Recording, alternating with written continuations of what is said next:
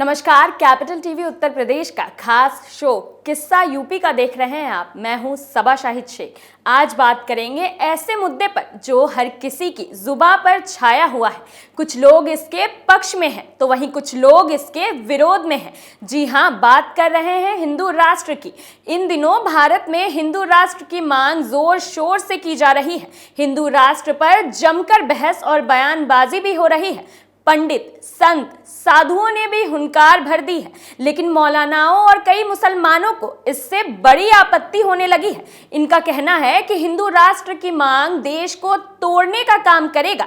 पर सवाल यह है कि अगर भारत हिंदू राष्ट्र हो जाएगा तो भारत के मुसलमानों का क्या होगा?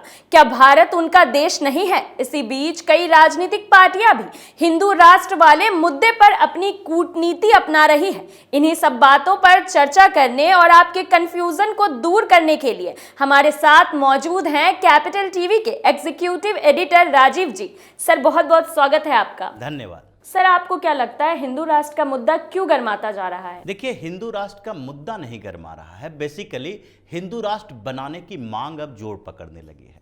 इतने सालों से लोग थोड़े से शांत थे, बैठे हुए थे। जब देखा जा रहा है कि दुनिया के हर मुल्क में कहीं न कहीं धर्मनिरपेक्षता के नाम पर भी धार्मिक चीजें परोसी जा रही है। हर धर्म के लिए, हर संप्रदाय, सेक्ट के लिए भी एक एक राष्ट्र कहीं न कहीं दिखाई पड़ता है। अगर सनातन धर्म के लिए कोई देश नहीं है तो वो एक देश होना चाहिए। जो हजारों सालों की परंपरा है उस परंपरा के साथ खिलवाड़ नहीं होना चाहिए। कम से कम घोषित तौर पर भारत को हिंदू राष्ट्र बनाया जाना चाहिए।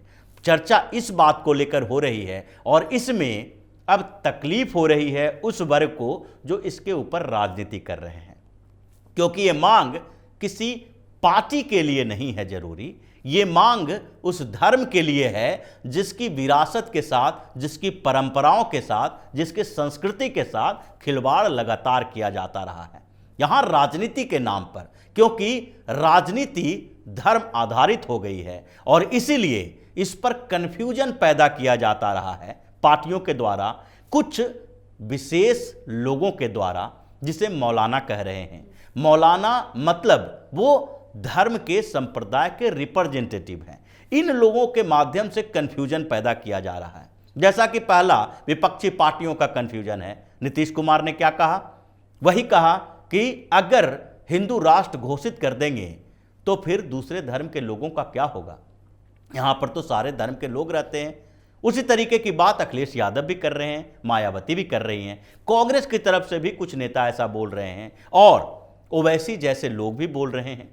दूसरे स्तर पर जो मस्जिदों के या फिर मदरसों के या फिर इस तरीके से संगठन जो इस्लामिक संगठन चला रहे हैं उसके जो प्रधान हैं, जो उसके आधार पर अपना काम निकालते हैं, राजनीति के साथ साठगांठ किए हुए हैं, उनको भी लगता है कि उनकी दुकानें कैसे चलेगी। उन लोगों ने भी ये बोलना शुरू कर दिया है कि अगर हिंदू राष्ट्र बन गया भारत तो ऐसे में मुसलमानों का क्या होगा। ये सवाल बहुत जरूरी होता है कि मुसलमानों का आखिरकार होगा क्या। तो इनसे तो ये पहला सवाल पूछना चाहिए कि क्या जहां भी इस्लामिक राष्ट्र है, चाहे पाकिस्तान हो, सऊदी अरब हो, जहां पर मक्का मदीना में ये लोग जाते हैं हज करने के लिए, जो जाते हैं वहां पर इस्लामिक राज्य होने के बावजूद क्या दूसरे धर्म के लोग नहीं रहते? क्या वहां पर हिंदू नहीं है? हिंदू भी रहते हैं।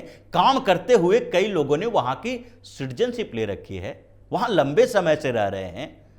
हिंदुस्तान के लोग भी रहते हैं। तो ऐसे में क्या उन देशों में इस्लामिक राष्ट्र घोषित करने के बाद दूसरे धर्म के संप्रदाय के लोगों को भगा दिया गया है, वहां से खदेड़ दिया गया है?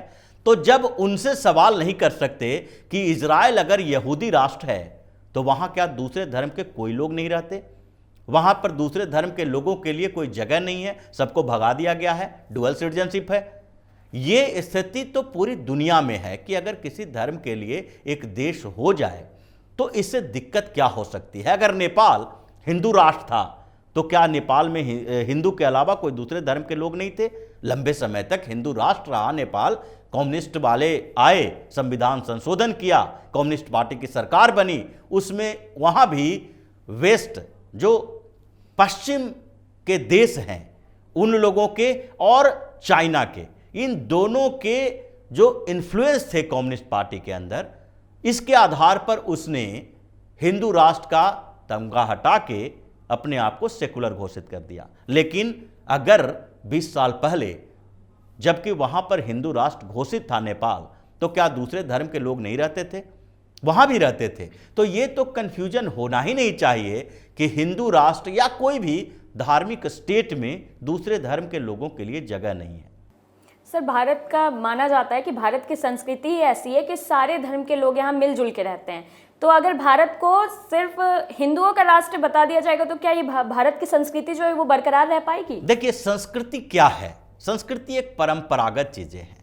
संस्कृति हम ये नहीं कह सकते कि मिक्स होती है, संस्कृति को मिक्स किया जाता है। अगर यहां पर इस्लाम की बात करें, अगर सनातन संस्कृति यहां हजारों सालों से चल रही है, उसके बाद यहां पर इस्लाम आए, क्रिश्चियन आया या फिर दूसरे संप्रदाय के लोग भी आए, तो संस्कृति हमारी क्या रही? सनातन संस्कृति होनी चाहिए थी। गलती किसकी है? जो दूसरे धर्म के लोग यहां पर रह रहे हैं और जो रहने वाले लोग हैं वो किस संस्कृति के मानने वाले हैं। अगर सऊदी अरब में कोई हिंदू रहता है, अगर सऊदी अरब में वहां पर हिंदू रह रहा है या फिर क्रिश्चियन रह रहा है, तो उसकी संस्कृति कैसी होनी चाहिए? वो सऊदी अरब में अरब संस्कृति का पालन करेगा या फिर अपनी संस्कृति का पालन करेगा? यहां पर तो लोग जो इस्लाम मानने वाले हैं वो उधार की संस्कृति को जी रहे हैं। धर्म और संस्कृति बिल्कुल अलग बातें हैं। धर्म आस्था से होता है, संस्कृति जीवन शैली है। आपके जीने, बैठने, उठने, खाने पीने सब का तरीका जो होता है उसको संस्कृति कहते हैं।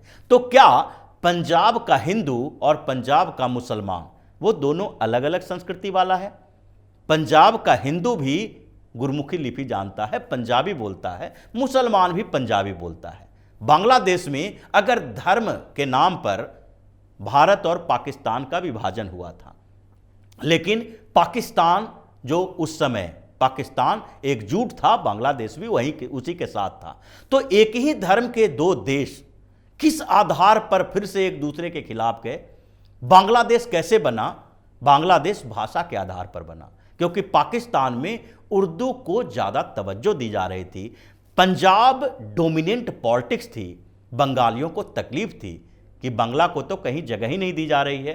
तो अब यह समझना जरूरी है कि धर्म ऊपर है या संस्कृति, क्योंकि भाषा संस्कृति का अभिन्न अंग होता है। आप सनातन संस्कृति में हिंदी, हिंदवी या फिर संस्कृत की बात करते हैं, लेकिन अगर अरबी और फारसी इस संस्कृति का हिस्सा होगा तो उसमें हम उसके शब्दों को अपने साथ शामिल कर सकते हैं, उस पूरी भाषा को शामिल नहीं कर सकते। बांग्लादेश की आज़ादी जो मिली है, पाकिस्तान से जो अलग हुआ, वो धर्म के नाम पर नहीं हुआ, भाषा के नाम पर हुआ, वो संस्कृति के डोमिनेंस के नाम पर हुआ, क्योंकि वहाँ पंजाबी संस्कृति और बंगाली संस्कृति के बीच कन्फ्लिक्ट हुआ था। तो बात संस्कृति की जहाँ तक होगी तो यहाँ की संस्कृति सनातन है, और कोई भी धर्म के लोग अपने आस्था के लेवल पर किसी भी धर्म को मान सकते हैं, लेकिन संस्कृति तो परंपरागत तरीके से वही चलेगी जो हजारों साल से चल रहा है। ये गंगा जमुनी संस्कृति की बात जो की जाती है वो संस्कृति नहीं है। गंगा जमुनी संस्कृति मतलब आपसी मेलजोल, वो संस्कृति शब्द को उसमें डाल दिया गया है। बेसिकली इसके कहने का मतलब है कि हम सब मिलकर रहें। जो सनातन परंपरा में वसुधैव कुटुंबकम की बात की गई है उससे अलग नहीं है, लेकिन सारे धर्म के लोगों को अपनी इच्छा के अनुसार अपने धार्मिक कार्यों के पालन का अधिकार तो किसी भी स्टेट में मिलेगा, किसी भी देश में मिल सकता है, जो कि किसी राष्ट्र का धार्मिक राष्ट्र हो या फिर वो किसी भी स्तर का सेकुलर राष्ट्र हो। तो सर, क्या हिंदू राष्ट्र से हिंदुओं को फायदा और मुसलमानों को नुकसान तो नहीं होगा? देखिए, ये सांस्कृतिक संघर्ष है, ये जंग वैचारिक है।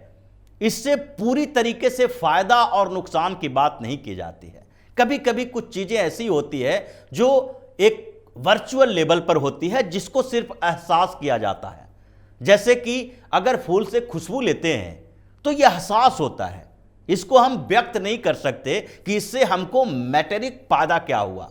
हमको भौतिक फायदा क्या हो रहा है? अगर हिंदू राष्ट्र घोषित कर देते हैं तो इससे एक ताकत मिलती है एहसास के लेवल पर। इससे मुसलमानों को कोई नुकसान नहीं है, हिंदुओं को एक ताकत मिलेगी कि दुनिया भर में कहीं भी एक देश तो ऐसा है जो हिंदुओं का है, हिंदू राष्ट्र है, जो सनातन धर्म की परंपराओं की निर्वहन की जिम्मा ले रखा है। हजारों सालों तक जिस धर्म के साथ हम लोग जिए हैं, जो हिंदुस्तान के लोग जिया है, उसके साथ आप मिक्सअप करने की कोशिश क्यों कर रहे हो? उसको एक आधार दो और उसी के आधार पर हिंदुओं को एक आत्मिक बल, जो मानसिक ताकत होती है, वो दो। मुसलमानों को इससे कोई समस्या नहीं हो सकती। तो सर कहीं ये हिंदुओं की जो ताकत बढ़ जाएगी, इससे मुसलमानों को खतरा तो नहीं हो? देखिए, मानसिक ताकत अलग चीज होती है और यहां डेमोक्रेसी है। सेकुलर और डेमोक्रेसी में अंतर है। सेकुलर राष्ट्र नहीं रहने पर भी डेमोक्रेसी रहेगा ही। अगर हिंदू राष्ट्र भी होगा तो ये डेमोक्रेटिक इंडिया ही कहलाएगी। तो ऐसे में किसी की मानसिक ताकत से दूसरे को दिक्कत नहीं हो सकती है। अगर ताकत है तो आपके वोट की ताकत से सरकारें बनेगी और सरकार के स्तर पर आपकी वोट की ताकत देखी जाएगी। आपका कोई अधिकार का हनन नहीं होगा। और सबसे बड़ी बात है कि जब कोई वर्ग संतुष्ट होता है तो उसे दूसरे से संघर्ष की जरूरत नहीं पड़ती है। यह संघर्ष जो होता है वो हमेशा अभावों के दौरान होता है, जब हिंदुओं को यहां लग रहा है कि हमारे धर्म संस्कृति को पूरा अधिकार हमें मिला नहीं, तो इसीलिए अभाव के स्तर पर वो संघर्ष करते हैं। जब अभाव खत्म, संघर्ष खत्म। और इसीलिए कहा जाता है कि मुसलमानों के लिए जरूरी है कि वो आगे बढ़कर बताएं कि हिंदू राष्ट्र भारत को घोषित करना चाहिए, क्योंकि हिंदुओं के अंदर जो कमी महसूस हो रही है कि वो हिंदू राष्ट्र घोषित करवाना चाहते हैं, और उसमें रोड़ा कौन अड़ाए हुए है? सबसे ज्यादा मुसलमान और मुसलमानों की राजनीति करने वाली पॉलिटिकल पार्टियां। अगर इन लोगों को यह एहसास हो जाए कि उस अभाव को ही खत्म कर दो, उनके मन में जो शंका है, शक है, उसको खत्म करो, हिंदू राष्ट्र घोषित करो, संविधान के अनुसार सरकार चलाओ, तो फिर उस अभाव की कमी के बाद संघर्ष का होना बिल्कुल खत्म हो जाएगा। संघर्ष होगा ही नहीं। बहुत बहुत शुक्रिया सर आपका। धन्यवाद। तो जैसा कि आप लोगों ने देखा, हिंदू राष्ट्र असल में क्या है। जिन लोगों को ऐसा लगता है कि हिंदू राष्ट्र होने से वो सुरक्षित नहीं रहेंगे, तो ऐसा बिल्कुल भी नहीं है। आप भारत में उतने ही सुरक्षित रहेंगे जितना कि आप अभी हैं, और भारत सभी भारतवासियों का था, है और रहेगा। फिलहाल इस मुद्दे पर आज के हमारे शो किस्सा यूपी का में इतना ही। देखते रहिए कैपिटल टीवी उत्तर प्रदेश। नमस्कार।